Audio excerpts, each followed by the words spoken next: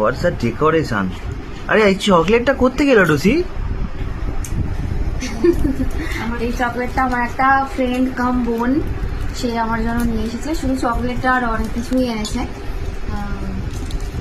রাখা আছে ওখানে যদিও। ঠিক আছে, আমরা চকলেটটার টেস্টটা খুবই ভালো, মানে তুমি আমি মা তিনজনেই খেয়েছি। তুমি একটা খেয়ে দেখাও কেমন, একটু দেখাও চকলেটটা। এখানে ডিফারেন্ট ডিফারেন্ট কালার্স রয়েছে, গ্রিন রয়েছে, রেড রয়েছে, আমার হাতে রয়েছে একটা পার্পল অ্যান্ড রেডের combination. Lavino Julie special chocolate. আমি জানি না ও দেখবে কি ফেসবুকেতে, এরকম দেখতে।